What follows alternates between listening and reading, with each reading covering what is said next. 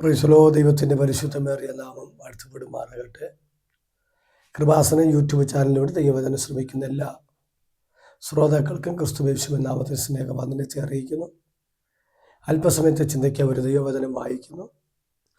യോഹന്നാൻ എഴുതിയ സുവിശേഷം 13-ാം അധ്യായം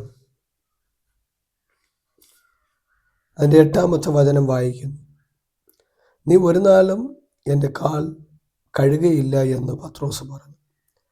അതിന് യേശു, ഞാൻ നിന്നെ കഴുകാഞ്ഞാൽ നിനക്ക് എന്നോടുകൂടെ പങ്കില്ല എന്നുത്തരം പറഞ്ഞു.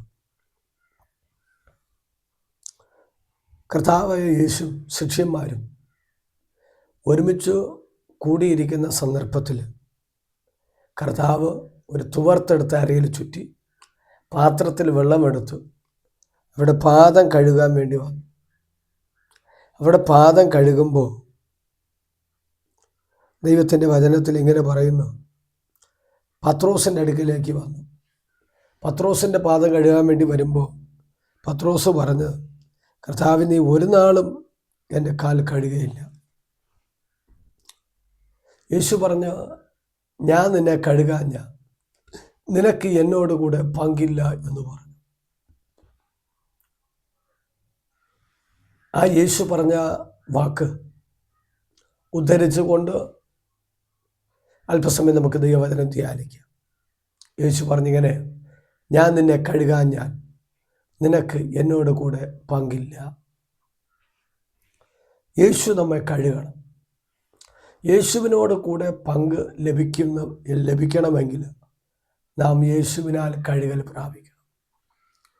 യേശുവിനാൽ കഴുകൽ പ്രാപിച്ചവർക്ക് മാത്രമേ യേശുവിനോട് കൂടെ പങ്ക് ലഭിക്കത്തുള്ളൂ.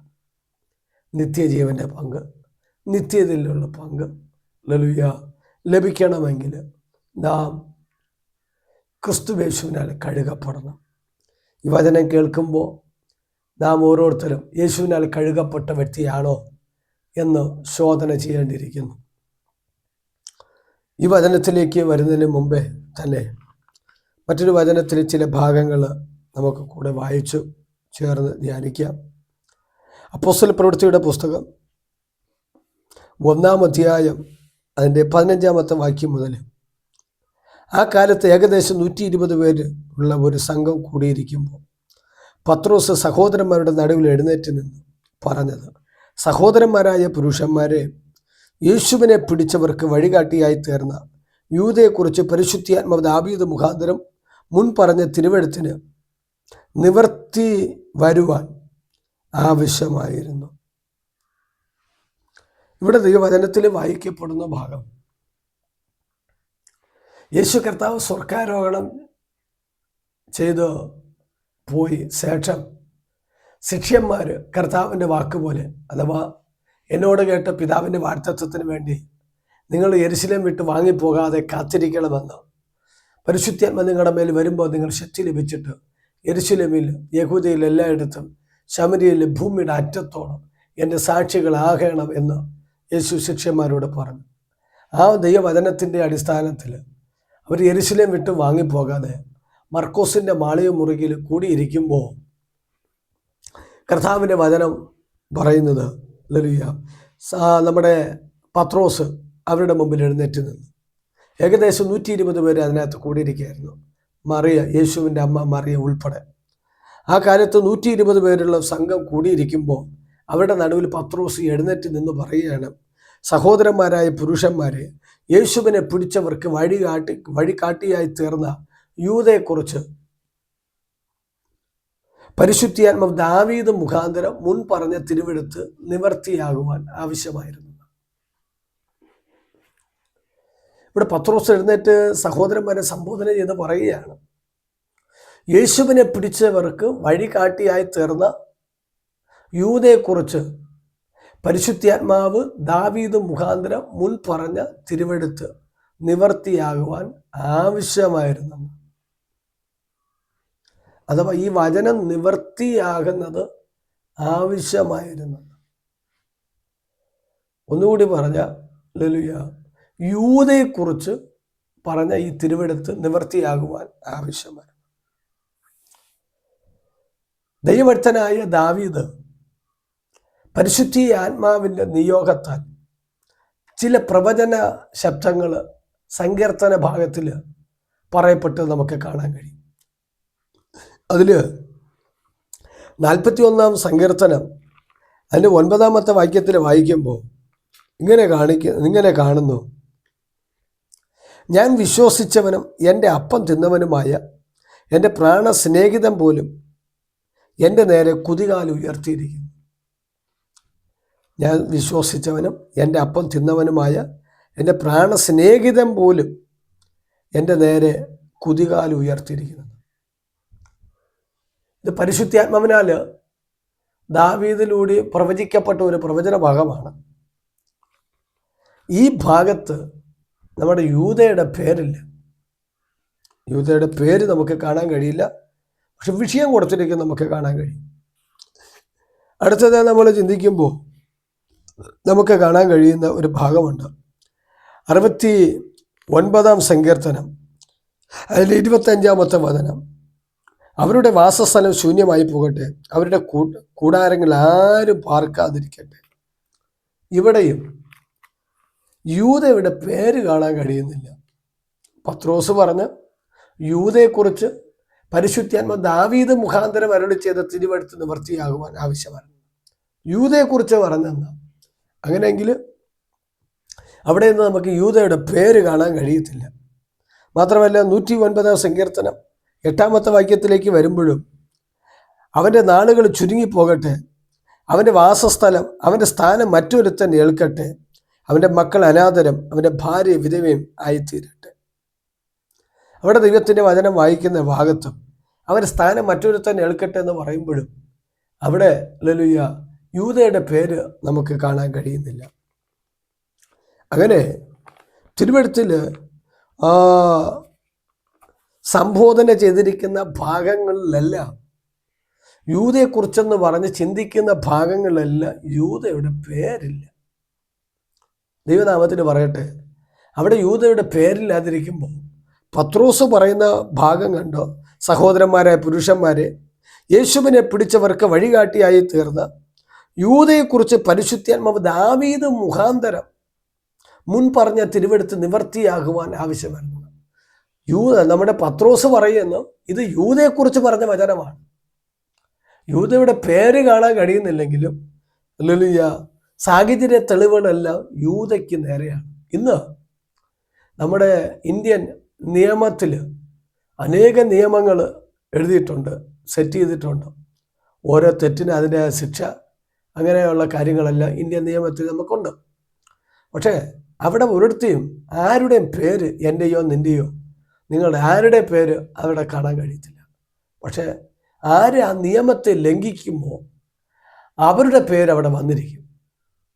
ആ നിയമത്തെ ലംഘിക്കുന്നവരുടെ പേരാണ് അവിടെ വരുന്നത്. അങ്ങനെയെങ്കിൽ ദൈവത്തിൻ്റെ വചനത്തിൽ പറയട്ടെ, ഹല്ലേലൂയ, നമ്മളെക്കുറിച്ചെല്ലാം വേദപുസ്തകത്തിന് വ്യക്തമായി എഴുതിയിട്ടുണ്ട്. അതുകൊണ്ടാണ് ചില വേദവചനങ്ങൾ ധ്യാനിക്കുമ്പോൾ അത് നമ്മോടുള്ളതാണ് നമുക്ക് മനസ്സിലാകുന്നത്. അതുകൊണ്ടാണ് ഞായറാഴ്ച സമയങ്ങളിൽ എന്നെ സന്തോഷിപ്പിച്ച വചനം, എന്നോട് ദൈവം ഇടപെട്ട വചനം എന്നൊക്കെ പറഞ്ഞ് നമ്മൾ സാക്ഷ്യത്തിലൂടെയൊക്കെ പ്രസ്താവിക്കുന്നത്. ആയതിനാൽ ഇവിടെ വചനം പത്രോസിനോട് പറഞ്ഞ് ഇത് യൂദയെക്കുറിച്ച് എഴുതിയതാണെന്ന് പരിശുദ്ധാത്മാവ് ദാവീദ് മുഖാന്തരം യൂദയെക്കുറിച്ച് അരുളി ചെയ്ത വചനമാണ്. അത് നിവർത്തിയാകുവാൻ ആവശ്യമായിരുന്നു. ദൈവനാമത്തിൽ പറയട്ടെ, ഹല്ലേലൂയ, ഈ വചനം നിവർത്തിയാകുവാൻ ആവശ്യമായിരുന്ന പത്രോസ് പ്രസംഗിക്കുമ്പോൾ മറുഭാഗത്ത് നമ്മൾ ചിന്തിക്കണം, ഹല്ലേലൂയ, ഇത് ആർക്കാവശ്യമായിരുന്നു? ഹല്ലേലൂയ, ഈ വചനം നിവർത്തിയാകുന്നത് ആർക്കാണ് ആവശ്യമായിരുന്നത്? നമ്മൾ ശ്രദ്ധിച്ചാൽ മനസ്സിലാകും, യൂദയ്ക്ക് പിടിച്ച ആവശ്യമില്ലായിരുന്നു. ചില മുതിർന്നവർ പറയുന്ന വാക്ക് കേട്ടിട്ടില്ലേ ചിലരോട്?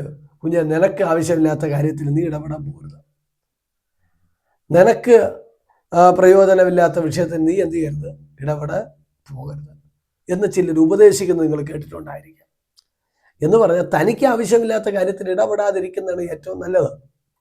അങ്ങനെങ്കിൽ ഈ ആവശ്യം യൂദയ്ക്കില്ലായിരുന്നു, യൂദയ്ക്ക് പിടിച്ച ആവശ്യമില്ലായിരുന്നു. പക്ഷേ ആവശ്യം എനിക്കും നിനക്കുമായിരുന്നു.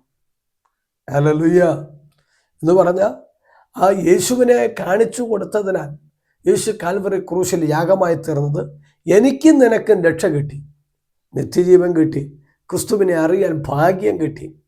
ജാതികളായിരുന്ന നാം ദൈവിക രാജ്യത്തിലെ അംഗമായി തീർക്കപ്പെട്ടു. ഹല്ലേലൂയ. അങ്ങനെ ഇരിക്കെ യൂദയ്ക്ക് പിടിച്ച ആവശ്യമില്ല എന്ന് പറഞ്ഞാൽ, ഹല്ലേലൂയ, ഈ തിരുവെടുത്ത് നിവർത്തിയാകുവാൻ യൂദ തന്നെ ഏൽപ്പിച്ചു കൊടുത്തത് തൻ്റെ നിത്യജീവൻ നഷ്ടമായി. യൂദയുടെ നിത്യജീവനാണ് നഷ്ടമായത്. അപ്പോൾ തന്നെ മനസ്സിലാക്കണം, നമ്മുടെ നിത്യജീവൻ നഷ്ടമായി പോകുന്ന ഒരു വിഷയത്തിൽ നമ്മൾ ഇടപെടരുത്. ഇവിടെ പത്രോസ് എഴുന്നേറ്റ് പറയുന്ന ഭാഗം കണ്ടോ, ഈ തിരുവെടുത്ത് നിവർത്തിയാകുവാൻ ആവശ്യമായിരുന്നെന്ന്. അനാവശ്യമായിട്ടുള്ള കാര്യത്തിലല്ല ഇടപെട്ടത് യൂദ, ആവശ്യമുള്ള കാര്യത്തിലാണ് സ്റ്റെപ്പ് വെച്ചത്. പക്ഷേ ഈ വചനം നിവർത്തിയാകുവാൻ ആവശ്യമാണെങ്കിലും യൂദ നിനക്കിതിന് പിടിച്ച ആവശ്യമില്ല. ഇന്ന് ഈ സന്ദർഭത്തിൽ പറയട്ടെ, നമുക്ക് ആവശ്യമില്ലാത്ത വിഷയത്തിൽ നമ്മൾ ഇടപെടരുത്. നമ്മുടെ നിത്യജീവൻ നഷ്ടപ്പെടുന്ന വിഷയത്തിൽ നമ്മൾ കൈകോർക്കരുത്. അതുമായിട്ടുള്ള ബന്ധത്തിൽ നമ്മൾ സ്റ്റെപ്പ് വയ്ക്കരുത് എന്ന് പറഞ്ഞാൽ നമ്മുടെ നിത്യത നഷ്ടപ്പെട്ടു പോകും. നമ്മുടെ നിത്യത നഷ്ടപ്പെട്ടു പോകുന്ന സാമ്പത്തിക വിഷയങ്ങൾ നമ്മൾ ഇടപെടരുത്. നമ്മുടെ നിത്യത നഷ്ടപ്പെട്ടു പോകുന്ന ഭാവി വിഷയങ്ങൾ ഇടപെടരുത്. നമ്മുടെ നിത്യജീവൻ നഷ്ടമാകുന്ന തൊഴിൽ മേഖലയിൽ നമ്മൾ കരം വയ്ക്കരുത്. നമ്മുടെ നിത്യത നഷ്ടപ്പെട്ടു പോകുന്ന ബന്ധങ്ങളെ നമ്മൾ വിട്ടു പിരിയണം. എന്ന് പറഞ്ഞാൽ നിത്യജീവൻ നഷ്ടമാകുന്ന കാര്യത്തിലേക്ക് നമ്മൾ ഒരിക്കലും ചെന്ന് വീഴരുത്. ഇവിടെ യൂദയ്ക്ക് പറ്റിയ അവസ്ഥ എന്തെന്ന് ചോദിച്ചാൽ, അവൻ്റെ നിത്യത നഷ്ടപ്പെടുത്തിക്കൊണ്ടാണ് യേശുവിനെ കാണിച്ചു കൊടുത്തത്. ആയതിനാൽ പറയട്ടെ, നമ്മുടെ നിത്യജീവനെ നമ്മൾ നഷ്ടപ്പെടുത്തരുത്. അത് തിരിച്ചു കിട്ടാൻ പറ്റുന്നതല്ല. Praise the Lord. ഹല്ലേലൂയ. അങ്ങനെയെങ്കിൽ പത്രോസ് പറയുന്നുണ്ടോ, ഈ വചനം നിവർത്തിയാകുവാൻ ആവശ്യമായിരുന്നു. ഒന്നുകൂടി പറഞ്ഞാൽ, ആവശ്യമുള്ള വിഷയത്തിൽ പിശാച് യൂദയെ കുരുക്കിക്കളഞ്ഞത്. നമ്മുടെ ജീവിതത്തിൽ ഒത്തിരി ആവശ്യങ്ങളുണ്ട്, അത്യാവശ്യങ്ങളുണ്ട്. പക്ഷേ അത്യാവശ്യങ്ങൾ നമ്മുടെ ജീവിതത്തിൽ വളരെയേറെ ഇരിക്കുമ്പോൾ അതിനകത്ത് പിശാച് നമ്മുടെ നിത്യജീവനെ നഷ്ടപ്പെടുത്തി കളയുക, നമ്മുടെ വിശുദ്ധിയെ നഷ്ടപ്പെടുത്തി കളയുക, ദൈവകൃപയെ നഷ്ടപ്പെടുത്തി കളയുക, ദൈവവുമായിട്ടുള്ള ബന്ധത്തെ നഷ്ടപ്പെടുത്തി കളയുക. പിശാചിൻ്റെ തന്ത്രങ്ങൾ വെളിപ്പെട്ടു വരും. അത് തിരിച്ചറിഞ്ഞ് നമ്മൾ ക്രമീകരിക്കേണ്ട മേഖല ക്രമീകരിക്കണം. മൊബൈൽ നമുക്ക് ആവശ്യമാണ്, പക്ഷേ അതിനകത്ത് നമ്മുടെ നിത്യജീവൻ നഷ്ടപ്പെട്ടു പോകുന്ന, നമ്മുടെ വിശുദ്ധി നഷ്ടപ്പെട്ടു പോകുന്ന, ദൈവകൃപ നഷ്ടപ്പെട്ടു പോകുന്ന, ദൈവ സാന്നിധ്യം നഷ്ടപ്പെട്ടു പോകുന്ന ആവശ്യമില്ലാത്ത കാര്യങ്ങൾ നമ്മൾ ഇടപെടരുത്. മൊബൈൽ നമുക്ക് ആവശ്യമാണ്, ആവശ്യമുള്ള കാര്യത്തിന് വേണ്ടി മാത്രം ഉപയോഗിക്കണം. ഈ ലോകത്തിൽ ആവശ്യമുള്ള കാര്യമുണ്ട്, ആവശ്യമില്ലാത്ത കാര്യങ്ങളുണ്ട്. പലതിലും ആവശ്യമുള്ളതിന് മാത്രം നമ്മൾ എന്ത് ചെയ്യണം, ഉപയോഗിക്കണം. Praise the Lord. എന്ന് പറഞ്ഞാൽ നമ്മുടെ വീടുകളിലും ഓഫീസുകളിലെല്ലാം വൈദ്യുതികളുണ്ട്. നമ്മളതിന് ലൈറ്റിന് വേണ്ടി, പ്രകാശത്തിന് വേണ്ടി, അതുപോലെ ഫാന്, പലവിധമായ കാര്യങ്ങൾക്ക് വേണ്ടി ഉപയോഗിക്കാറുണ്ട്. അതിനെല്ലാം ഓരോ സ്വിച്ച് കാര്യങ്ങളെല്ലാം സെറ്റ് ചെയ്തിട്ടുണ്ട്. പക്ഷേ ആരും ഡയറക്റ്റ് കൈകൊണ്ട് ആ പവറിൽ ചെന്ന് തൊടാറില്ല. കാരണം അത് നമ്മുടെ ജീവൻ അപകടമാണ്. കറണ്ട് നമുക്ക് ആവശ്യമാണ്. ലൈറ്റ്, വീട്ട് കാര്യങ്ങൾ എല്ലാ കാര്യത്തിലും മിക്സി, ഗ്രൈൻഡർ എല്ലാത്തിനും വേണം. പക്ഷേ ആരും ചെന്ന് ഡയറക്റ്റ് കറണ്ടിൽ പവറിൽ ചെന്ന് കൈകൊണ്ട് എന്ത് ചെയ്യാറില്ല, വയ്ക്കാറില്ല. അങ്ങനെയെങ്കിൽ നമ്മുടെ നിത്യജീവൻ നഷ്ടപ്പെട്ടു പോകുന്ന വിഷയത്തിൽ നമ്മൾ കൈവയ്ക്കരുത്. ഹല്ലേലൂയ എന്ന് ദൈവനാമത്തിൽ ഓർപ്പിക്കുന്നു. പലരും തങ്ങളുടെ ഭാവി വിഷയത്തോടുള്ള ബന്ധത്തിൽ, അല്ലെങ്കിൽ വിവാഹ വിഷയത്തോടുള്ള ബന്ധത്തിൽ, തൊഴിലിനോടുള്ള ബന്ധത്തിൽ, അല്പ സാമ്പത്തികത്തിന് വേണ്ടി, അല്പം അല്ലെങ്കിൽ ഉയർച്ചയ്ക്ക് വേണ്ടി പല വിഷയങ്ങളിൽ ചെന്ന് ഇടപെടാറുണ്ട്. അവസാനം കണ്ണുനീരും വേദനയും ദുഃഖവുമായിട്ട് മാത്രം ശേഷിക്കുന്നു. ഈ സന്ദർഭത്തിൽ പറയട്ടെ, ആവശ്യമുള്ള എന്ന് പറഞ്ഞ് എല്ലാ വിഷയത്തിലും ചെന്ന് കൈവയ്ക്കരുത്. നമ്മുടെ നിത്യജീവൻ, നമ്മുടെ ദൈവകൃപ, ദൈവവുമായിട്ടുള്ള ബന്ധം നഷ്ടപ്പെട്ടു പോകുന്ന ഒരു വിഷയത്തിലും കൈവയ്ക്കരുത്. അത് തിരിച്ചു കിട്ടുന്നതല്ല. Praise the Lord. അങ്ങനെയെങ്കിൽ പത്രോസ് പറയുന്നുണ്ടോ, ഹല്ലേലൂയ, ഈ തിരുവെടുത്ത് നിവർത്തിയാകുവാൻ ആവശ്യമായിരുന്നു. അതിൻ്റെ അർത്ഥം യൂദ ഇന്ന് കാണിച്ചു കൊടുത്തില്ലെങ്കിൽ ആരെങ്കിലും കാണിച്ചു കൊടുക്കും. പക്ഷെ യൂദ, നീ എനക്ക് പിടിച്ച ആവശ്യമില്ലായിരുന്നു, അല്ലെങ്കിൽ നിന്റെ നിത്യജീവനെ നീ നഷ്ടപ്പെടുത്തേണ്ട കാര്യം ഇല്ലായിരുന്നു. അങ്ങനെയെങ്കിൽ നമ്മൾ കർത്താവിനോട് കൂടെ ഇരിക്കുമ്പോൾ നാം ഹല്ലേലൂയ നമ്മുടെ നിത്യത നഷ്ടപ്പെടുത്തി കളയരുത്. ഇവിടെ ദൈവത്തിൻ്റെ വചനത്തിൽ വായിക്കുന്നത് അങ്ങനെ വഴികാട്ടിയായി തീർന്ന യേശുവിനെ പിടിച്ചവർക്ക് വഴികാട്ടിയായി തീർന്ന യൂദയെക്കുറിച്ച് പരിശുദ്ധാത്മാവ് ദാവീദ് മുഖാന്തരം മുൻ പറഞ്ഞ തിരുവഴുത്തിന് നിവർത്തി വരുവാൻ ആവശ്യമായിരുന്നു. ദൈവം പറഞ്ഞ എല്ലാ വചനങ്ങളും നിവർത്തിയാകും, അതിന് ഒരിക്കലും മാറ്റം വരുത്തില്ല. തിരുവെടുത്ത് പഠിപ്പിക്കുക അടുത്ത് പറയുന്നുണ്ട്, അവൻ ഞങ്ങളുടെ എണ്ണത്തിൽ ഉൾപ്പെട്ടവനായിരുന്നു. അല്പം കൂടി പറഞ്ഞ ഈ സന്ദർഭത്തിൽ ഈ വചനത്തിലൂടെ നമുക്ക് യൂദയ്ക്ക് ഉണ്ടായിരുന്ന ചില ക്വാളിറ്റികളെ കുറിച്ചാണ് നമ്മൾ ചിന്തിക്കാൻ പോകുന്നത്. യൂദ എത്തരത്തിൽ ഉള്ളവനായിരുന്നു, ഏത് തലത്തിൽ നിന്നവനായിരുന്നു, ഏത് പൊസിഷനിൽ ഇരുന്നവനാണ്, അവനാണ് ഈ നിത്യജീവൻ നഷ്ടപ്പെട്ടു പോയത്. ഈ യൂദയുടെ പൊസിഷനൊക്കെ അവൻ്റെ ഉയർച്ചകളെ കുറിച്ചൊക്കെ കേൾക്കുമ്പോൾ അതിൻ്റെ മുമ്പിൽ ഒന്നുമില്ല. അങ്ങനെയെങ്കിൽ ദൈവത്തെ ഭയപ്പെടുക, നമ്മുടെ നിത്യജീവനെ നഷ്ടപ്പെടുത്തി കളയരുത്. ഇവിടെ പത്രോസ് പറയുന്ന ഒരു ഭാഗം ഇങ്ങനെ ചില ഭാഗങ്ങളുണ്ട്. അവൻ ഞങ്ങളുടെ എണ്ണത്തിൽ ഉൾപ്പെട്ടവനായിരുന്നു. ഒന്നാമത് നമ്മുടെ യൂദ എണ്ണത്തിൽ ഉൾപ്പെട്ടവൻ. എന്ത് എണ്ണത്തിൽ? അപ്പോസ്തലിക എണ്ണത്തിൽ ഉൾപ്പെട്ടവൻ. യേശു കർത്താവ് 12 വരെ തിരഞ്ഞെടുത്ത അപ്പോസ്തലന്മാരായിട്ട് അതിൽ ഒരുവനാണ് യൂദാസ് എന്ന് പറയുന്നത്. അല്പം കൂടി പറഞ്ഞ പിശാച് യേശുവിന് എതിരെ ഉപയോഗിച്ചത് യേശു എണ്ണി തിരഞ്ഞെടുത്ത് അതിൽ ഉൾപ്പെട്ട ഒരു വ്യക്തിയെ എന്ന് പറഞ്ഞാൽ എണ്ണത്തിൽ ഉൾപ്പെട്ട ഒരു വ്യക്തിയാണ് പിശാച് കൈക്കലെടുത്തത്. നമുക്ക് വീട്ടിൽ എത്ര പേരുണ്ടെന്ന് വെച്ചാൽ എണ്ണമുണ്ട്, ചർച്ചിൽ എത്ര പേരുണ്ടെന്ന് വെച്ചാൽ എണ്ണമുണ്ട്, അല്ലെങ്കിൽ സ്നാനപ്പെട്ടവർ എത്ര പേരുണ്ടെന്ന് വെച്ചാൽ എണ്ണമുണ്ട്, ശുശ്രൂഷയിൽ എത്ര പേരുണ്ടെന്ന് വെച്ചാൽ എണ്ണമുണ്ട്. എണ്ണമില്ലാത്ത ഒരു മേഖലയില്ല. അങ്ങനെയെങ്കിൽ പിശാച് ദൃഷ്ടി വയ്ക്കുന്നത് എണ്ണത്തിൽ ഉൾപ്പെട്ടതിനെയാണ്. കർത്താവിനാൽ തിരഞ്ഞെടുക്കപ്പെട്ട് എണ്ണത്തിൽ ഉൾപ്പെട്ടിരിക്കുന്ന വ്യക്തിക്ക് ആ വ്യക്തിയുടെ നിത്യത നഷ്ടപ്പെടുത്തി കളയാനാ പിശാച് ദൃഷ്ടി വയ്ക്കുന്നത്. അങ്ങനെയെങ്കിൽ നീ എണ്ണത്തിൽ ഉൾപ്പെട്ട വ്യക്തിയാണോ? നിന്റെ നിത്യജീവൻ നഷ്ടപ്പെടാതിരിക്കാൻ സൂക്ഷിക്കേണ്ടത് ഏറ്റവും അത്യാവശ്യമാണ്. അങ്ങനെ പത്രോസ് പറയുന്ന ഭാഗം കണ്ടോ, അവൻ ഞങ്ങളുടെ എണ്ണത്തിൽ ഉൾപ്പെട്ടവൻ. ഞങ്ങളുടെ എണ്ണത്തിൽ നാം തിരിച്ചറിയണം, ദൈവദാസന്മാരുടെ എണ്ണത്തിൽ ഉൾപ്പെട്ട, ദൈവമക്കളുടെ എണ്ണത്തിൽ ഉൾപ്പെട്ട, കുടുംബത്തിനകത്ത് എണ്ണത്തിൽ ഉൾപ്പെട്ട വ്യക്തികൾ നഷ്ടപ്പെടാതിരിക്കാൻ, നിത്യജീവൻ നഷ്ടപ്പെടാതിരിക്കാൻ വളരെ പ്രാർത്ഥിക്കേണ്ടിയിരിക്കുന്നു. ഇനി നമ്മളുടെ എണ്ണത്തിൽപ്പെട്ട ഒന്നിനെ പോലും പിശാച് കൊണ്ടുപോകരുത്. സഭയിൽ എണ്ണത്തിൽപ്പെട്ട പലതിനെ പിശാച് തെറ്റിച്ചു കൊണ്ടുപോയിരിക്കുക. വീട്ടിനകത്തോ സഹോദരങ്ങളെ തന്നെ എണ്ണത്തിൽപ്പെട്ട പലതിനെ പിശാച് തെറ്റിച്ചു കൊണ്ടുപോയെന്ന് വരാം. പക്ഷേ നമ്മൾ തിരിച്ചറിയണം, നമ്മുടെ എണ്ണത്തിൽപ്പെട്ട ഒന്നിനെയും കൊണ്ടുപോകരുത്. ദൈവത്തോട് പ്രാർത്ഥിക്കുമെങ്കിൽ നിശ്ചയമായി ദൈവം നിങ്ങളെ സഹായിക്കും. അങ്ങനെ പത്രോസ് പറഞ്ഞു, അവൻ ഞങ്ങളുടെ എണ്ണത്തിൽ ഉൾപ്പെട്ടവനായിരുന്നു. 1. 2, ഈ ശുശ്രൂഷയിൽ പങ്ക് ലഭിച്ചിരുന്നവനുമല്ലോ. ഈ ശുശ്രൂഷയിൽ പങ്ക് ലഭിച്ചിരുന്നവനുമല്ലോ എന്ന് പറഞ്ഞാൽ ശുശ്രൂഷയുടെ പങ്ക് നമ്മുടെ യൂദാസിനുണ്ടായിരുന്നു.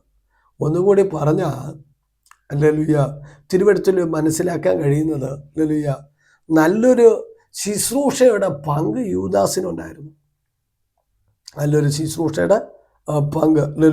ഇവിടെ പത്രോസ് അകത പറയുന്നത് ശുശ്രൂഷയുടെ പങ്ക്. 1, എണ്ണത്തിൽ ഉൾപ്പെട്ടവൻ. 2, ശുശ്രൂഷയുടെ പങ്ക്. ഒരു വിധത്തിൽ അല്ലെങ്കിൽ മറ്റൊരു വിധത്തിൽ ദൈവിക വേലയെ കൈത്താങ്ങുന്നവരായിരിക്കാം, ശുശ്രൂഷിക്കുന്നവരായിരിക്കാം, ചർച്ച് ശുശ്രൂഷകൾ ചെയ്യുന്നവരായിരിക്കാം, പൊതു ശുശ്രൂഷകൾ ചെയ്യുന്നവരായിരിക്കാം, പരസ്യയോഗങ്ങൾ ചെയ്യുന്നവരായിരിക്കാം, ചർച്ചിലെ പലവിധമായ കാര്യങ്ങൾ, ഒരുപക്ഷെ സൺഡേ ക്ലാസിൻ്റെ കാര്യങ്ങളായിരിക്കാം, യൂത്ത് മീറ്റിങ്ങിൻ്റെ കാര്യങ്ങളൊക്കെ വല്ല ആയിരിക്കാം, അല്ലെങ്കിൽ ലേഡീസ് മീറ്റിംഗ്, ഇങ്ങനെ പല വിധത്തിലുള്ള ശുശ്രൂഷയിൽ നമ്മൾ ഭാഗവാക്കുകളായിരിക്കാം. ഇവിടെ വചനം പഠിപ്പിക്കുന്നു, യൂദ ഞങ്ങളുടെ ശുശ്രൂഷയിൽ ഉൾപ്പെട്ടവനായിരുന്നു. ശുശ്രൂഷയിലെ പങ്കുള്ളവനായിരുന്നു. പുറത്തുള്ള വ്യക്തിയല്ല, ശുശ്രൂഷയ്ക്കകത്ത് പങ്കുള്ളവനെയാണ് പിശാച് ദൃഷ്ടി വയ്ക്കുന്നത്. നിന്റെ നിത്യജീവനെ നഷ്ടപ്പെടുത്തിക്കല്ല പിശാച് നോക്കി. യെരുശലേമിൽ എത്രയോ പേരുണ്ട് അല്ലേ? യൂദാസ് മാത്രമാണോ? യേശു തിരഞ്ഞെടുത്ത 12 ശിഷ്യന്മാർ മാത്രമാണോ? അല്ലല്ലോ, യെരുശലേമിൽ എത്രയോ ജനങ്ങളുണ്ട്. പക്ഷെ അവരെയൊന്നും പിശാച് നോട്ടം വിട്ടില്ല. പിശാച് നോട്ടം വിട്ടത് എണ്ണത്തിൽ ഉൾപ്പെട്ടതിനെ. ശുശ്രൂഷയുടെ പങ്കുള്ളവന് ഈ ദിവസങ്ങൾ ഈ സന്ദേശം കേൾക്കുന്ന വ്യക്തി ജീവിതമേ, നിനക്ക് ശുശ്രൂഷയുടെ പങ്കുള്ള വ്യക്തിയാണോ? നീ നിന്നെ തന്നെ സൂക്ഷിക്കുക. നിന്റെ നിത്യത നഷ്ടപ്പെടുന്ന, യേശുവിനെ ഒറ്റിക്കൊടുക്കുന്ന യാതൊരു കാര്യത്തിലും ചെന്ന് കൈവയ്ക്കരുത്. പ്രൈസലോ, ഹല്ലേലൂയ. അങ്ങനെ ഈ പത്രോസ് വിളിച്ചു പറയുന്നുണ്ടോ, ഇവൻ ഞങ്ങളുടെ ശുശ്രൂഷയിൽ ഹല്ലേലൂയ പങ്കുള്ളവനായിരുന്നു അല്ലോ. ഇത് വിളിച്ചു പറഞ്ഞ പത്രോസിനെ കുറിച്ച് യോഹന്നാൻ എഴുതിയ സുവിശേഷത്തിൽ നമുക്ക് കാണാൻ കഴിയും. ഈ വിളിച്ചു പറയുന്ന പത്രോസിന്റെ ശുശ്രൂഷയുടെ പങ്ക് നേരത്തെ തെറിച്ചു പോകേണ്ടതാണ്. ഹല്ലേലൂയ. ഇന്ന് പത്രോസ് യൂദയെക്കുറിച്ച് പ്രസംഗിക്കുന്നു, 120 മുമ്പിൽ നിന്ന് ശക്തമായി പ്രസംഗിക്കുന്നു. പക്ഷെ പത്രോസിന്റെ ശുശ്രൂഷയുടെ പങ്ക് എന്നേ തെറിച്ചു പോകേണ്ടത്. പിശാച് പലപ്പോഴും പത്രോസിന് ദൃഷ്ടിവെച്ചതാണ്.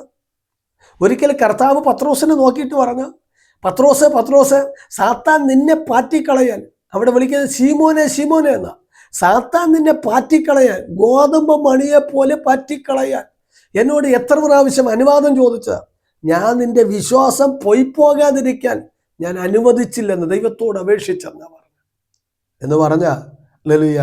പത്രോസിനെ തന്നെ പാറ്റിക്കളയാ പിശാച് പലപ്പോഴും പദ്ധതി ഇട്ടതാണ്.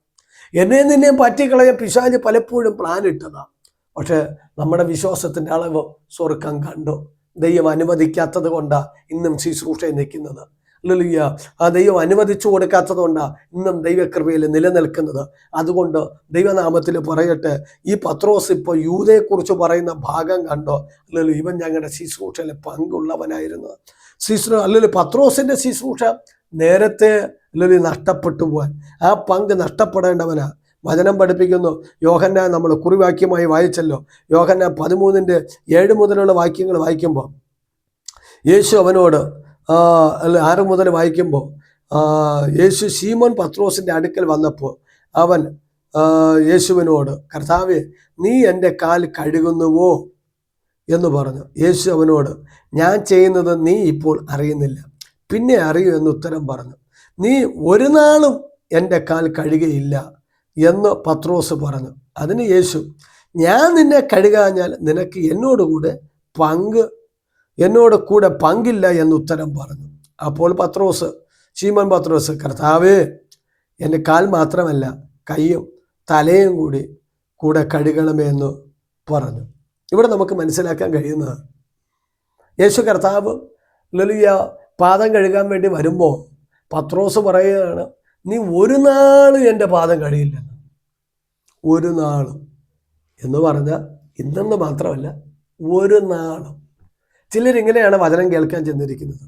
എത്ര തന്നെ വചനം കേട്ടാലും ഒരു കഴുകലിന് വേണ്ടി ഏൽപ്പിച്ചു കൊടുക്കത്തില്ല, ഒരു ശുദ്ധീകരണത്തിന് വേണ്ടി ഏൽപ്പിച്ചു കൊടുക്കില്ല, ഒരു മാനസാന്തരത്തിന് വേണ്ടി ഏൽപ്പിച്ചു കൊടുക്കത്തില്ല. ഹല്ലേലൂയ. അവർ പോകും, വചനം കേൾക്കും, തിരിച്ചു വരും. അവിടെ പത്രോസ്, നീ ഒരു നാളും എന്നെ എന്ത് ചെയ്യില്ല, കഴുകില്ല എന്ന് പറഞ്ഞാൽ പത്രോസ് കാല് വെച്ചു കൊടുത്തെങ്കിലല്ലേ കഴുകാൻ പറ്റൂ. വചനം കേൾക്കുന്ന കാര്യങ്ങളൊക്കെ ശരിയല്ല. നമ്മുടെ ജീവിതത്തിൽ നമ്മൾ സമർപ്പിക്കാത്തതുകൊണ്ട് അവിടെ ഒരു കഴുകൽ നടക്കുന്നില്ല. യോഹന്നാനിൽ 15 പറഞ്ഞിരിക്കുന്ന പോലെ, നിങ്ങൾ ഇപ്പോൾ കേട്ട തിരുവചന പ്രകാരം നിങ്ങൾ ശുദ്ധിയുള്ളവരാകുന്നു. തിരുവചന പ്രകാരം ശുദ്ധിയുള്ളവരാകണമെങ്കിൽ തിരുവചനത്തെ ഏറ്റെടുത്ത് അതിനുവേണ്ടി നമ്മൾ സമർപ്പിച്ച് ഏൽപ്പിച്ചു കൊടുത്തെങ്കിൽ മാത്രമേ ശുദ്ധീകരണം പ്രാപിക്കാൻ കഴിയത്തുള്ളൂ. ഇവിടെ തിരുവെടുത്ത് പഠിപ്പിക്കുന്നുണ്ടോ, നീ ഒരു നാൾ എൻ്റെ കാൽ കഴുകില്ല എന്ന് പറഞ്ഞു. അപ്പോൾ കർത്താവ് പറഞ്ഞു, ഞാൻ നിന്നെ കഴുകാൻ നിനക്ക് എന്നോട് കൂടെ പങ്കില്ല എന്ന് പറഞ്ഞു. കണ്ടോ, എന്നോട് കൂടെ നിനക്ക് പങ്ക്. ലോകത്തിൽ ചിലപ്പോൾ പങ്ക് കിട്ടിയെന്ന് വരും, ചർച്ചിൽ പങ്ക് കിട്ടിയെന്ന് വരും, സുരുമേശയിലോ സ്നാനത്തിലോ അല്ലെങ്കിൽ ശുശ്രൂഷയിലോ മറ്റ് സ്ഥാനമാനങ്ങളിലെല്ലാം പങ്ക് ലഭിച്ചെന്ന് വരും. ലോകത്തിന് ഓരോ സ്ഥാനമാനങ്ങൾ ലഭിച്ചെന്ന് വരും. പക്ഷെ യേശുവിനോട് കൂടെ നിനക്ക് പങ്ക് വേണോ? യുശുവിനാൽ നീ കഴുകപ്പെടണം. ഇന്ന് പകല് ഈ സാഹചര്യത്തിൽ നീ കഴുകപ്പെട്ട വ്യക്തിയാണോ? നീ യേശുവിനാൽ കഴുകപ്പെട്ട വ്യക്തിയാണോ? നിന്റെ പാപത്താൽ കഴിഞ്ഞോ? അല്ലെങ്കിൽ നിന്റെ ജീവിതം കഴുകപ്പെട്ടോ? എങ്കിൽ നിനക്ക് യേശുവിനോട് കൂടെ പങ്ക് ലഭിക്കും. യേശുവിനോട് കൂടെ പങ്ക് ലഭിക്കണമോ? യേശുവിനാൽ കഴുകപ്പെടണം. കർത്താവ് ഡയറക്റ്റ് പറഞ്ഞു, പത്രോസേ, ഞാൻ നിന്നെ നിനക്ക് എന്നോട് കൂടെ പങ്ക് ഇല്ല. ഹല്ലേലൂയ. ഈ സന്ദേശം ആരോടൊക്കെ ദൈവത്തിൻ്റെ ഇടപെടുന്നത്, അല്ലേ? സഹോദര സഹോദരി, പിതാവേ മാതാവേ, കർത്തൃദാസനെ ദൈവദാസിയെ, നീ കഴുകപ്പെടേണ്ടിയിരിക്കുന്നു. ഈ സന്ദേശം കേൾക്കുമ്പോൾ നിന്റെ ജീവിതത്തെ ഏൽപ്പിച്ചു കൊടുക്കുമെങ്കിൽ നിശ്ചയമായി യേശു കഴുകും. കണ്ടോ? അപ്പോൾ പത്രോസിന് മനസ്സിലായി, ഹല്ലേലൂയ, ഞാൻ കഴുകൽ പ്രാപിച്ചില്ലെങ്കിൽ യേശുവിനോട് കൂടെ പങ്ക് ലഭിക്കത്തില്ല. അതുകൊണ്ട് ഉടനെ അദ്ദേഹത്തിന് മനസ്സിലായി, എങ്കിൽ കർത്താവ് എൻ്റെ കാൽ മാത്രമല്ല കൈയും തലയും കൂടി കഴുകണം എന്ന് പറഞ്ഞു. പത്രോസിന് ഉടനെ മനസ്സിലായി, എൻ്റെ കൈ ശരിയല്ലപ്പാ, എൻ്റെ കയ്യിൽ അശുദ്ധി കൊണ്ട് എനിക്ക് പങ്ക് വേണം, എൻ്റെ കയ്യിലുള്ള അശുദ്ധി കൊണ്ട് പങ്ക് നഷ്ടപ്പെടരുത്, എൻ്റെ തല ശരിയല്ല, തലയുടെ ചിന്ത ശരിയല്ല, എൻ്റെ തലയും കൂടി ഒന്ന് കഴുകണമേ. ഈ വചനം കേൾക്കുമ്പോൾ ഹല്ലേലൂയ, നിന്റെ ജീവിതത്തിൽ ഏത് തലമാണ് കഴുകപ്പെടേണ്ടത്? നിന്റെ ജീവിതത്തിൽ ഏത് മേഖലയാണ് കഴുകപ്പെടേണ്ടത്? കർത്താവിൻ്റെ കരത്തിലേക്ക് ഏൽപ്പിച്ചു കൊടുക്കുമെങ്കിൽ നിന്നെയും കഴുകാൻ ദൈവം ശക്തനാണ്. ആ കർത്താവിൻ്റെ വചനത്താൽ നിന്നെ യേശു അപ്പച്ചൻ കഴുകും. ഹല്ലേലൂയ. ഒരുപക്ഷെ നീ ഏത് സാഹചര്യത്തിലിരുന്നോ ഈ വചനം ശ്രവിക്കട്ടെ. നിന്റെ ഹൃദയത്തെ ഏൽപ്പിച്ചു കൊടുത്താൽ നിന്നെ യേശു അപ്പച്ചൻ കഴുകും. ഹല്ലേലൂയ. പത്രോസ് ഇത് പറഞ്ഞപ്പോൾ കർത്താവ് പത്രോസ് പറഞ്ഞതിനോടൊപ്പം തന്നെ കൈയും തലയൊന്നും കഴുകാൻ പോയില്ല. ഹല്ലേലൂയ. ഇത് പത്രോസ് ചിലരുടെ സ്വഭാവം, കഴുകൽ പ്രാപിക്കണമെങ്കിൽ ഹല്ലേലൂയ എല്ലാം കഴുകണം, ഇല്ലെങ്കിൽ ഒന്നും കഴുകരുത്. ആദ്യം പറഞ്ഞ കണ്ടോ, നീ ഒരു നാളും എന്നെ കഴുകില്ല. കഴുകാൻ വേണ്ടി വെച്ചു കൊടുത്തപ്പോഴാണ്ടോ കൈയും തലയും എല്ലാം കൂടി എന്ത് ചെയ്യണം? കഴുകണം. അങ്ങനെയല്ല. കർത്താവ് പറഞ്ഞു, കുളിച്ചിരിക്കുന്നവന് കാലല്ലാതെ വേറെ കഴുകേണ്ട ആവശ്യം ഇല്ല എന്ന് പറഞ്ഞാൽ, ആത്മീയത ഇല്ലെന്ന് പറഞ്ഞാൽ ഏറ്റവും ലോയിലേക്ക് പോകാനും പാടില്ല, ഏറ്റവും ഹൈയിലേക്ക് പോകാനും പാടില്ല. മിഡിലിൽ നിന്ന് പോകണം. അല്ലെങ്കിൽ ലോയിൽ പോയാലും അബദ്ധമാണ്, ഹൈയിൽ പോയാലും അബദ്ധം തന്നെയാണ്, വീഴ്ച ഹല്ലേലൂയ പതിയിരിപ്പുണ്ട്. പക്ഷേ ഈ ദിവസങ്ങൾ ഹല്ലേലൂയ കർത്താവിൻ്റെ മുമ്പിൽ ഏൽപ്പിച്ചു കൊടുത്ത യേശു നിന്നെ കഴുകും. അങ്ങനെ യേശു പത്രോസിനെ കഴുകി. അന്ന് ഹല്ലേലൂയ നിനക്ക് എന്നോട് കൂടെ പങ്കില്ലെന്ന് പറഞ്ഞ സമയത്ത് പത്രോസ് കഴുകാതെ പോയെങ്കിൽ അവൻ്റെ ശുശ്രൂഷയുടെ പങ്ക് അന്ന് തെറിക്കേണ്ടതാണ്. ഹല്ലേലൂയ. എന്നെ കേൾക്കുന്ന വ്യക്തി ജീവിതമേ, എപ്പോഴോ യേശു നിന്നെ എന്നെ കഴുകി. യേശു നമ്മളെ കഴുകിയത് കൊണ്ടാണ് ഈ ശുശ്രൂഷയുടെ പങ്ക് നമുക്ക് ലഭിച്ചത്. യേശു നമ്മളെ കഴുകിയത് കൊണ്ടാണ് ഈ ആത്മീയ കൂട്ടായ്മയുടെ പങ്ക് ലഭിച്ചത്, ദൈവസഭയ്ക്കകത്തുള്ള പങ്ക് നമുക്ക് ലഭിച്ചത്, ആ നിത്യജീവൻ്റെ പങ്ക് ലഭിച്ചത് യേശു നമ്മളെ കഴുകിയതാണ്. നമ്മുടെ രഹസ്യ പാപങ്ങളെ, നമ്മുടെ ജീവിതത്തിലുണ്ടായിരുന്ന സകല പാപങ്ങൾ യേശു കഴുകിയതാണ്. അതുകൊണ്ടാണ് നമുക്ക് ഈ ഒരു ഭാഗ്യം ലഭിച്ചത്. ഹല്ലേലൂയ. Praise the Lord. ദൈവത്തിൻ്റെ വചനം പഠിപ്പിക്കുന്നത് കണ്ടോ? ഹല്ലേലൂയ. യേശു അവൻ്റെ പാദം കഴുകി. രണ്ടാമത് പത്രോസ് അവൻ്റെ കാല് വെച്ചു കൊടുത്തപ്പോൾ യേശു പാദം കഴുകി. കേട്ടോ എന്ന് പറയാം. ആദ്യം കാല് വലിച്ചെടുത്തുകൊണ്ട് പോയ വ്യക്തിയാണ്, ഒരു നാളും കഴുകണ്ടെന്ന് പറഞ്ഞു. പക്ഷെ രണ്ടാമത് യേശുവിൻ്റെ വചനത്തിന് മുമ്പ് ഏൽപ്പിച്ചു കൊടുത്തപ്പോൾ കർത്താവ് ക്ഷമയോടെ ഇരുന്ന് കഴുകി. കേട്ടോ, നീ ആദ്യം കാല് വലിച്ചെടുത്തുകൊണ്ട് പോയതല്ലേ എന്ന് പറഞ്ഞ് കഴുകാതെ വിട്ടില്ല. കർത്താവ് അങ്ങനെ വാദിക്കാനിരുന്നില്ല. അവൻ കാല് രണ്ടാമത് വെച്ചു കൊടുത്തപ്പോൾ യേശു അവൻ്റെ പാദം കഴുകി. എന്നെ കേൾക്കുന്ന വ്യക്തി ജീവിതമേ, നീ പലപ്പോഴും നിന്നെ ഹല്ലേലൂയ കഴുകാൻ വേണ്ടി ഏൽപ്പിച്ചു കൊടുക്കാതെ, ഒന്ന് മാനസാന്തരപ്പെടാതെ, ഒന്ന് സമർപ്പിക്കാതെ, ഒന്ന് ഏറ്റുപറയാതെ, ഒന്ന് വിട്ടുകളയാതെ, ദൈവവചനപ്രകാരം ഒരുക്കപ്പെടാതെ പോയ വ്യക്തിയായിരിക്കാം. പക്ഷേ ഇന്ന് നിന്നെ ഒന്ന് ഏൽപ്പിച്ചു കൊടുത്താൽ നിന്നെ കഴുകാൻ യേശുവുണ്ട്. ഹല്ലേലൂയ. യേശു നിന്റെ സകല പാപം പോക്കി നിന്നെ ശുദ്ധീകരിക്കും, നിന്റെ സകല അകൃത്യങ്ങളെ കഴുകി മാറ്റും. യേശുവിനോട് കൂടെ നിനക്ക് പങ്ക് ലഭിക്കും. ഈ ലോകത്തിലെ കുടുംബക്കാർ നിനക്ക് പങ്ക് തന്നില്ലെന്ന് വരും, കുടുംബത്തിൻ്റെ ഷെയർ ചിലപ്പോൾ തന്നില്ലെന്ന് വരാം, ഈ ലോക ബന്ധങ്ങളിലുള്ള തൊഴിൽ മേഖലയിലുള്ള പങ്ക് നഷ്ടപ്പെട്ടെന്ന് വരാം. പക്ഷേ ഹല്ലേലൂയ നിത്യതയുടെ പങ്കിലേക്ക് കർത്താവ് നിന്നെ കരം പിടിച്ച് കയറ്റും. ലോകം നിന്നെ കൈവെടിഞ്ഞാലോ നിന്നെ കൈവിടാത്തൊരു ദൈവമുണ്ട്. ആ കർത്താവിൻ്റെ മുമ്പിൽ ഒരു കഴുകലിന് വേണ്ടി ഏൽപ്പിച്ചു കൊടുത്ത പ്രിയ സഹോദര, സഹോദരി, സ്നേഹിത, നിന്നെ രക്ഷിക്കുന്നവർ യേശുവുണ്ട്. നിന്നെ യേശു നിന്റെ പാപം എത്ര കടും ചുവപ്പായിക്കൊള്ളട്ടെ, എത്ര മഹാപാപമായിക്കൊള്ളട്ടെ, നിന്നെ ഏൽപ്പിച്ചു കൊടുത്ത, ഞാനൊരു പാവിയാണ്, എന്നെ ഒന്ന് കഴുകണ യേശപ്പ, ഞാനൊരു മഹാപാവിയാണ്, ഞാൻ എൻ്റെ തെറ്റുകൾ ചെയ്തു പോയി, എന്നോട് ക്ഷമിക്കണമെന്ന് യേശുവിനോട് പറഞ്ഞാൽ നിന്റെ പാപത്തെ യേശു ക്ഷമിച്ച് നിന്നെ കഴുകി യേശു ശുദ്ധീകരിക്കും. എങ്കിൽ നിനക്ക് യേശുവിനോട് കൂടെ പങ്ക് ലഭിക്കും. ഹല്ലേലൂയ. അങ്ങനെ ഹല്ലേലൂയ യേശു പത്രോസിൻ്റെ പാദം കഴുകി. പത്രോസിൻ്റെ പാദം യേശു കഴുകിയ മാത്രമല്ല, ഹല്ലേലൂയ നമുക്ക് മനസ്സിലാക്കാൻ കഴിയും. ഹല്ലേലൂയ ആ നിരയിൽ അങ്ങറ്റം യൂത ഇരിപ്പുണ്ട്, ആ നിരയിൽ ഒരറ്റത്ത് യൂത ഇരിപ്പുണ്ട്. അന്ന് യൂതയുടെ പാദം യേശു കഴുകിയതാണ്. അഥവാ നമ്മുടെ യൂതയെക്കുറിച്ചാണല്ലോ പറഞ്ഞു വരുന്നത്. ഒന്ന്, അവൻ എണ്ണത്തിൽ ഉൾപ്പെട്ടവൻ. 2, ശുശ്രൂഷയുടെ പങ്ക് ലഭിച്ചവൻ. 3, ഹല്ലേലൂയ യേശുവിനാൽ കഴുകൽ പ്രാപിച്ചവൻ. യേശുവിനാൽ കഴുകൽ പ്രാപിച്ചവൻ്റെ നിത്യജീവനാണ് നഷ്ടപ്പെട്ടത്. ഹല്ലേലൂയ. നിത്യജീവനാണ് അവന് നഷ്ടപ്പെട്ടത്. ക്രിസ്തുവുമായിട്ടുള്ള നിത്യതയിലുള്ള പങ്ക് നഷ്ടപ്പെട്ടത്. ഈ സന്ദേശം കേൾക്കുന്ന വ്യക്തി, നീ ഒരുപക്ഷെ യേശുവിനാൽ കഴുകപ്പെട്ട വ്യക്തിയായിരിക്കാം. നീ പാപങ്ങളെ ഏറ്റുപറഞ്ഞ വ്യക്തിയായിരിക്കാം. യേശു നിന്നെ കഴുകിയിരിക്കാം. പക്ഷേ ഹല്ലേലൂയ, നിന്നെയാണ് പിശാച് ദൃഷ്ടിവെക്കുന്നത്. യേശുവിനാൽ കഴുകപ്പെട്ട വ്യക്തിയെ തന്നെ അവരുടെ നിത്യത നശിപ്പിക്കാൻ പിശാച് ദൃഷ്ടിവെക്കുമ്പോൾ നിന്റെ നിത്യജീവനെ നിന്നിലൂടെ നഷ്ടപ്പെട്ടു പോകരുത്. ഹല്ലേലൂയ. അങ്ങനെ കർത്താവ് യൂദയെ കഴുകിയതാണ്. അങ്ങനെയെങ്കിൽ നിങ്ങൾ ശ്രദ്ധിക്കുക, ഡയറക്റ്റ് യേശു കഴുകിയ വ്യക്തിയാണ് പത്രോസും ഈ യൂദ എന്നൊക്കെ പറയുന്നത്. അപ്പോൾ യൂദയുടെ നിത്യജീവൻ നഷ്ടമായി തീർന്നു. കഴുകൽ പ്രാപിച്ച വ്യക്തിയാണ്. അങ്ങനെയെങ്കിൽ തിരുനാമത്തിൽ പറയട്ടെ, അവന് ഇത്രയും യേശുവിനാൽ കഴുകൽ പ്രാപിച്ചിട്ടും എന്തുകൊണ്ട് അവന് നിത്യജീവൻ നഷ്ടമായി? അതിനെ വചനം പഠിപ്പിക്കുന്നത് അപ്പോസ്തല പ്രവൃത്തിയുടെ പുസ്തകത്തിലേക്ക് മടങ്ങി വരാം. 1-ാം അധ്യായം തന്നെ. ഹല്ലേലൂയ. അതിൻ്റെ വചനം വായിക്കുന്നത് ഇങ്ങനെയാണ്, 18-ാമത്തെ വാക്യം. അവൻ അനീതിയുടെ കൂലി കൊണ്ട് ഒരു നിലം മേടിച്ചു. ആ വചനം പറയുന്ന ഭാഗം കണ്ടോ? അനീതിയുടെ കൂലി കൊണ്ട് ഒരു നിലം മേടിച്ചു എന്ന് പറഞ്ഞാൽ പത്രോസിൻ്റെ ജീവിതത്തിൽ ഒരു അനീതി വന്നു. ഹല്ലേലൂയ. പത്രോസിൻ്റെ ജീവിതത്തിൽ ഒരു അനീതി യൂദയുടെ ജീവിതത്തിൽ ഒരു അനീതി വെളിപ്പെട്ടു വന്നു. ആ അനീതി കാരണത്താൽ അവൻ്റെ നിത്യജീവൻ നഷ്ടമായി. ഈ സന്ദർഭത്തിൽ പറയട്ടെ, ഹല്ലേലൂയ, നീ യേശുവിനാൽ എണ്ണപ്പെട്ട വ്യക്തിയായിരിക്കാം, തിരഞ്ഞെടുക്കപ്പെട്ട വ്യക്തിയായിരിക്കാം. ഹല്ലേലൂയ. ശുശ്രൂഷയുടെ പങ്ക് ലഭിക്കപ്പെട്ട വ്യക്തിയായിരിക്കാം. ഹല്ലേലൂയ. മാത്രമല്ല, ഹല്ലേലൂയ, യേശുവിനാൽ കഴുകൽപ്പെട്ട വ്യക്തിയായിരിക്കാം. പക്ഷേ അനീതി നിന്റെ ജീവിതത്തിലുണ്ടെങ്കിൽ നിന്റെ നിത്യത നഷ്ടപ്പെട്ടു പോകും.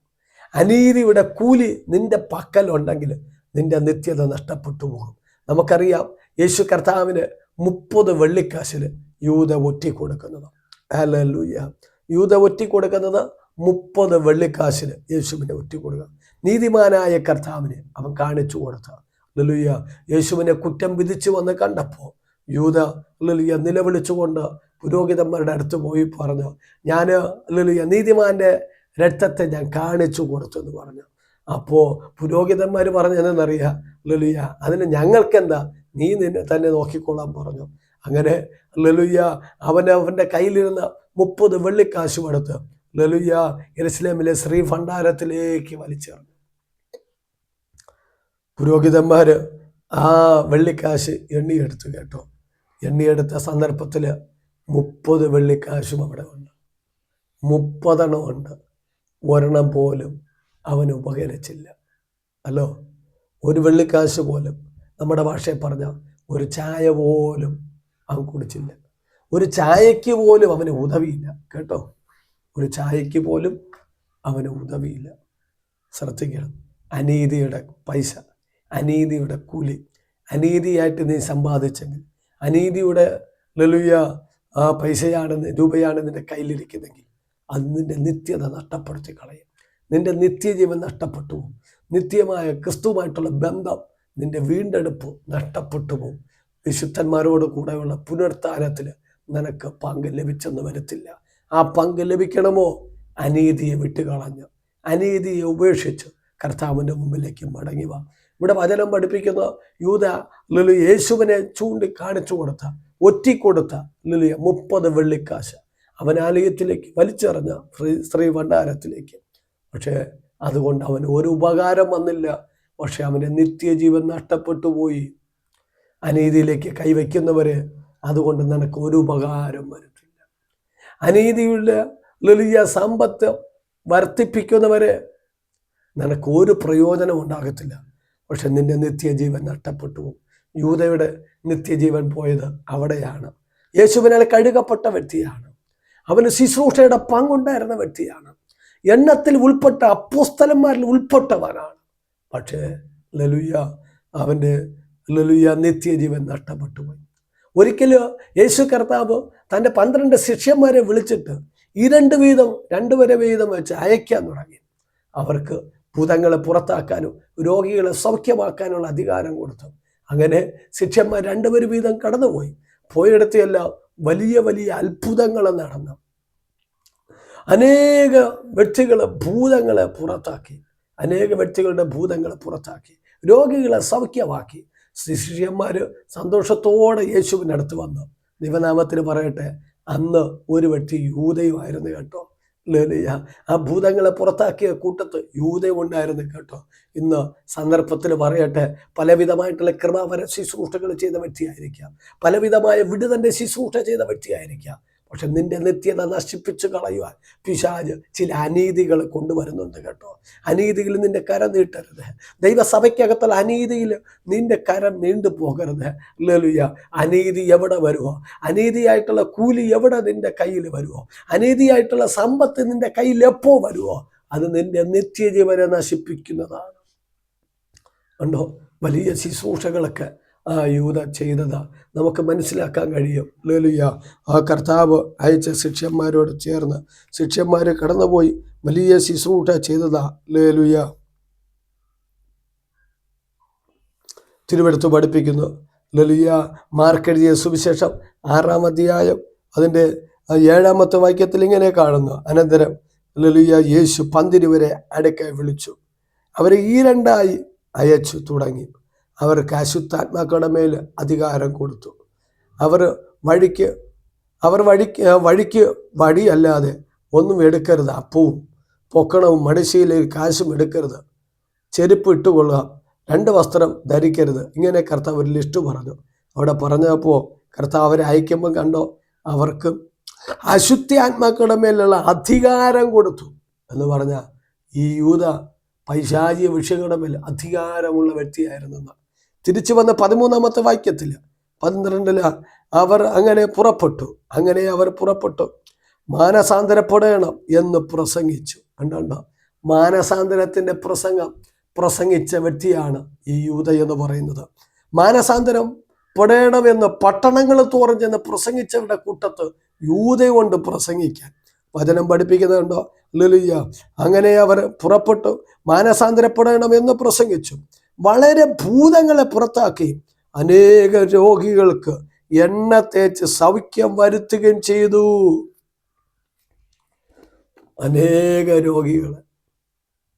അനേക ഭൂതങ്ങളെ പുറത്താക്കി അനേക രോഗികളെ എണ്ണ തേച്ച് സൗഖ്യമാക്കുകയും ചെയ്തു.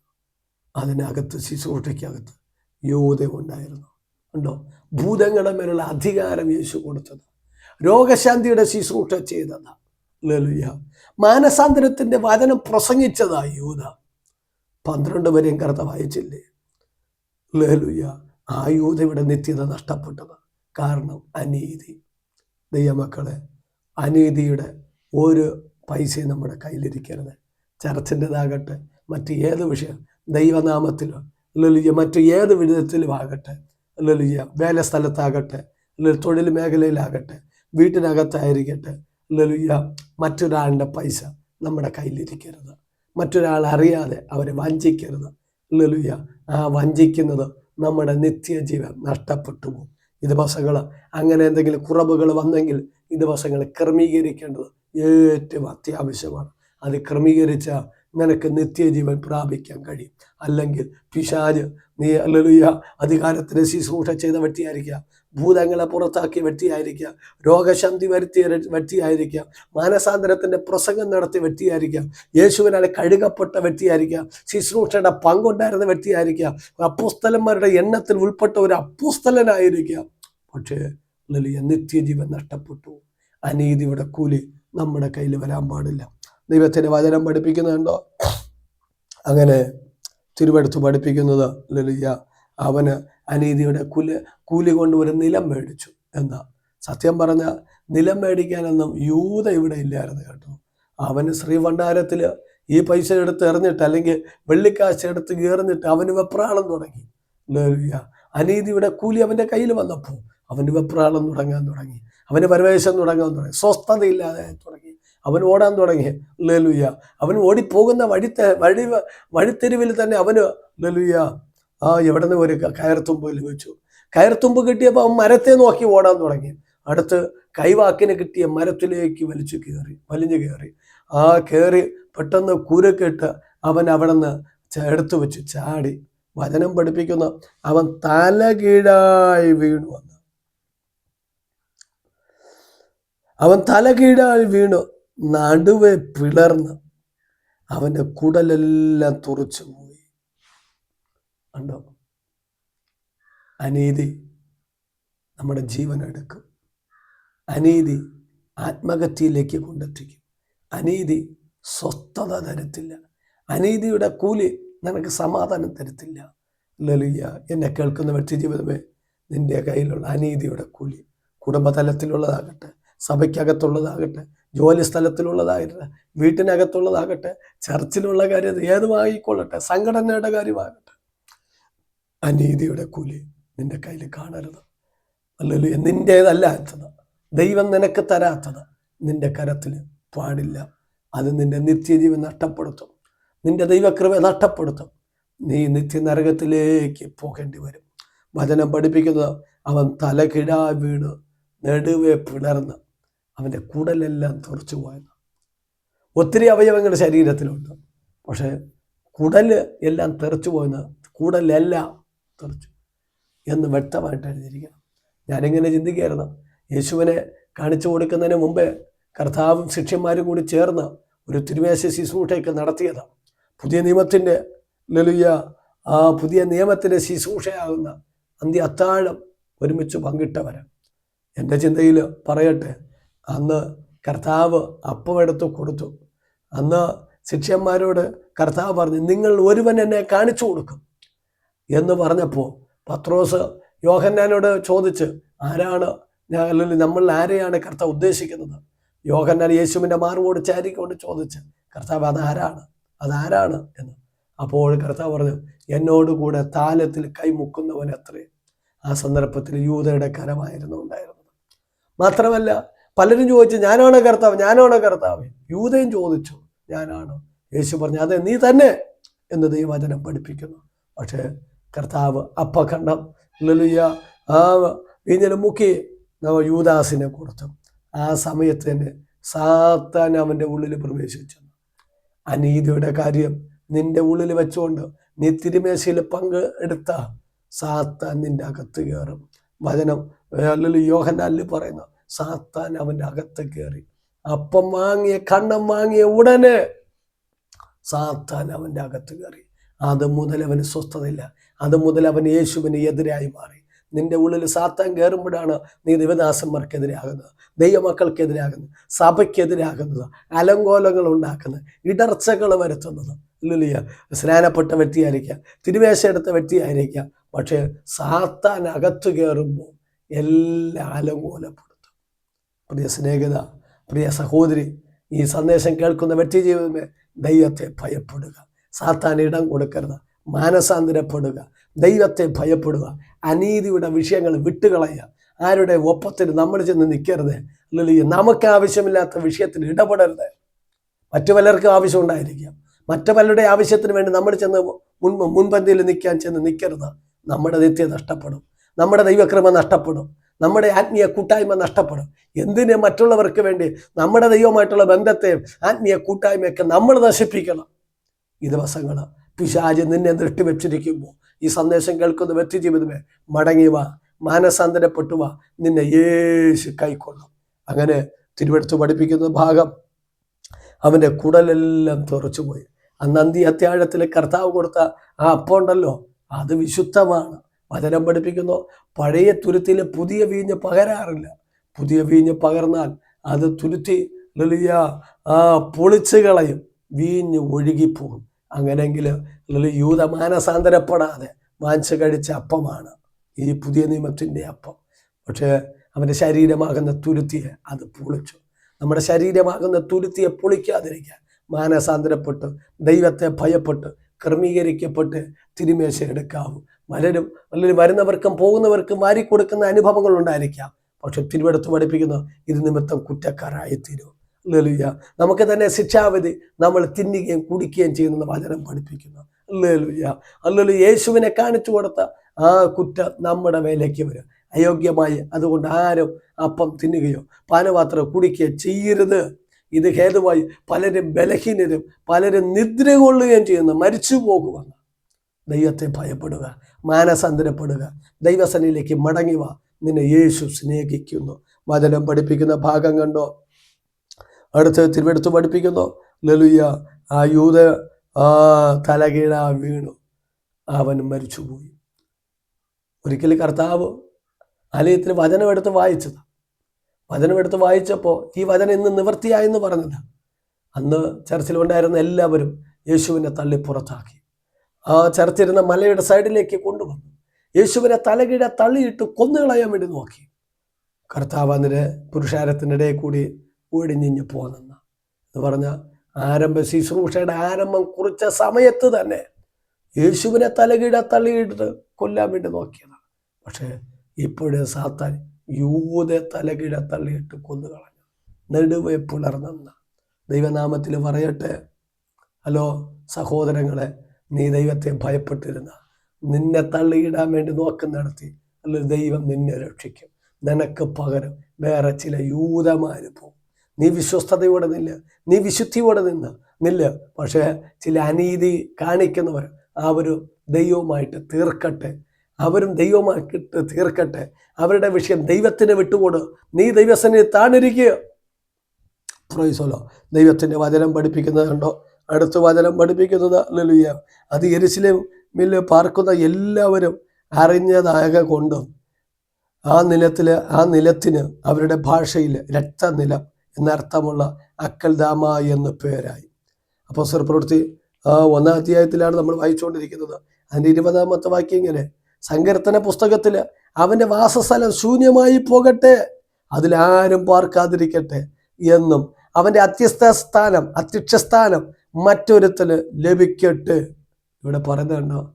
അവൻ്റെ അധ്യക്ഷസ്ഥാനം മറ്റൊരുത്തൻ എന്ന് പറഞ്ഞാൽ നമ്മുടെ യൂത ഒരു അധ്യക്ഷനായിരുന്നു കേട്ടോ. നിന്നെയും പലതിനെ അധ്യക്ഷനാക്കി ദൈവം വെച്ചതല്ലേ. ശുശ്രൂഷ രംഗത്ത് സഭയുടെ അധ്യക്ഷനായി, കുടുംബത്തിലെ കുടുംബനാഥനായിട്ട്, തൊഴിൽ മേഖലയിൽ ഓരോ മേഖലയിൽ ദൈവം നിന്നെ അധ്യക്ഷനായിട്ട് മാറ്റിവെച്ച വ്യക്തിയല്ലേ. ഒരു അധ്യക്ഷനായിരുന്ന മനുഷ്യനെയാണ് പിശാച് തകർത്തത്. അവൻ്റെ നിത്യതയാണ് നഷ്ടപ്പെടുത്തിയത്. അവൻ്റെ നിത്യതയാണ് പിശാച് തകർത്ത് കളഞ്ഞത്. എന്താ? അനീതിയുടെ കൂലി. നിന്നെ ദൈവം അധ്യക്ഷനായിട്ട് പിടിച്ചിരുത്തുമ്പോൾ, നിന്നെ ഒരു അധ്യക്ഷനായി ദൈവം വേർതിരിച്ചു വെക്കുമ്പോൾ നിന്റെ കയ്യിൽ അനീതിയുടെ കൂലി വരരുത് കേട്ടോ. അനീതി സംഭവിക്കരുത്. അത് നിന്റെ നിത്യജീവനെ നഷ്ടപ്പെടുത്തി കളയും. അനേക അധ്യക്ഷന്മാർ അനീതിയുടെ കൂലി നിമിത്തം തകർന്നു പോയിട്ടുണ്ട്. ഈ ദിവസങ്ങൾ മാനസാന്തരപ്പെടുക, ദൈവത്തെ ഭയപ്പെടുക. അവൻ്റെ അധ്യക്ഷസ്ഥാനം മറ്റൊരുത്തന് ലഭിക്കട്ടെ. നീ അവിശ്വസ്തത കാണിക്കുമ്പോൾ, നിന്റെ ജീവിതത്തിലെ വിശ്വസ്തത നഷ്ടപ്പെടുമ്പോൾ ആ സ്ഥാനം മറ്റൊരാളിലേക്ക് പോകും. സ്ഥാനം മറ്റൊരു വ്യക്തിയിലേക്ക് മാറ്റപ്പെടും.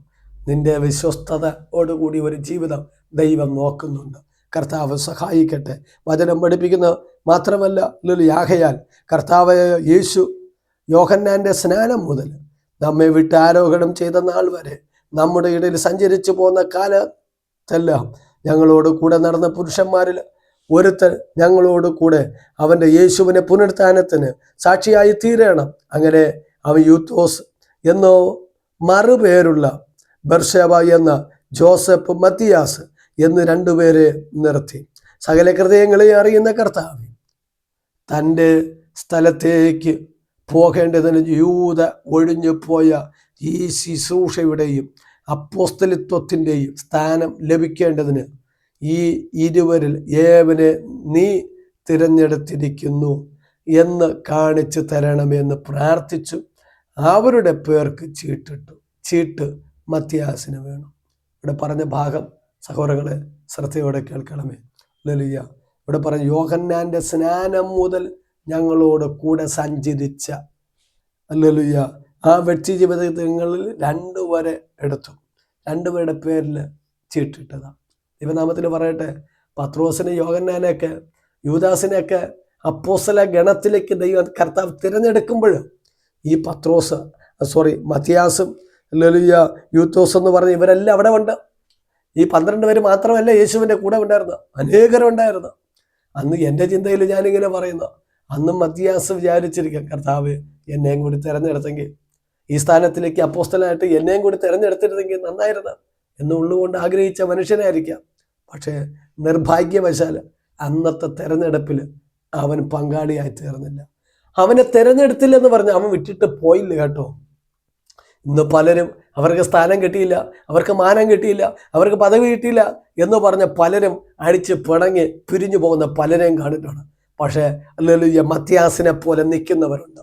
മത്യാസിനെ പോലെ കർത്താവിന് അവനെ മനസ്സിലായി, എനിക്ക് സ്ഥാനം കിട്ടിയില്ലെങ്കിലും വേണ്ടില്ല, എൻ്റെ കർത്താവിൻ്റെ കൂടെ എനിക്ക് സഞ്ചരിക്കണം, എനിക്ക് എൻ്റെ കർത്താവിൻ്റെ കൂടെ ജീവിക്കണം.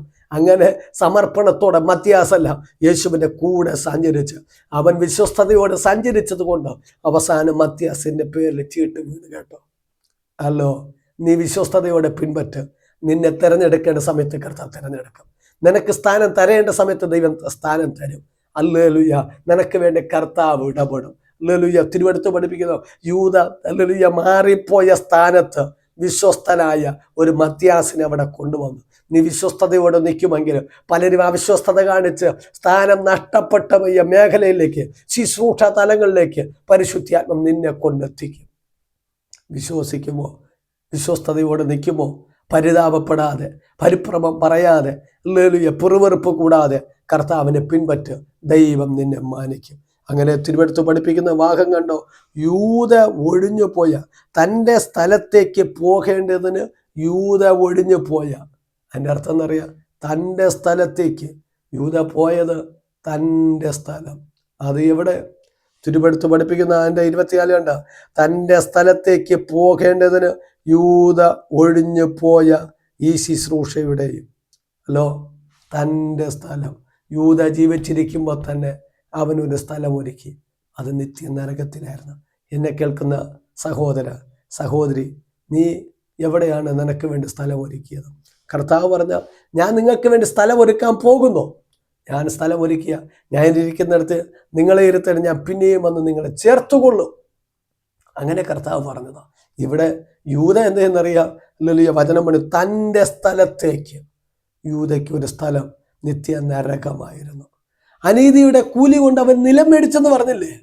അതവൻ ഇവിടെയല്ല കേട്ടോ, അവൻ നരകത്തിൽ ഒരു ഇടം മേടിക്കുകയായിരുന്നു.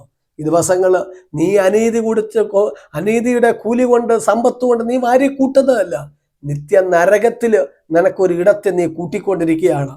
ഈ ദിവസങ്ങൾ നിന്നെയും കാത്ത് ആ ഇടം നോക്കിയിരിക്കുക, നിന്റെ വരവും കാത്ത് നരകം ഒരുങ്ങിയിരിക്കുന്നു. ഈ ദിവസങ്ങൾ പറയട്ടെ, അനീതികൾ വിട്ടുകളാ, അവിശ്വസ്തത വിട്ടുകളയാ, കർത്താവിൻ്റെ അടുക്കിലേക്ക് മടങ്ങിവാ. നിന്നെ സ്നേഹിക്കുന്ന ഒരു ദൈവമുണ്ട്. ഈ അന്ത്യകാലത്തിൻ്റെ ശുശ്രൂഷയിൽ നിന്നെ യേശുവിന് ആവശ്യമാണ്. മാനസാന്തരത്തിൻ്റെ വചനം പ്രസംഗിക്കാൻ, പൈശാച ബന്ധനങ്ങൾ അഴിക്കുക, രോഗികളെ സൗഖ്യമാക്കുക, കർത്താവിന് നിന്നെ ആവശ്യമാണ്. സഹോദര സഹോദരി, നീ ദൈവസന്നിധിയിൽ മാനസാന്തരപ്പെട്ടു വാ. നിന്നെ യേശു സ്നേഹിക്കുന്നു. അങ്ങനെ വചനം പഠിപ്പിക്കുന്ന ഭാഗം കണ്ടോ? ഹല്ലേലൂയ. അങ്ങനെ ചീട്ട് മത്യാസിന് വീണു. അവനെ അപ്പോസ്തലന്മാരുടെ കൂട്ടത്തിൽ എണ്ണുകയും ചെയ്തു.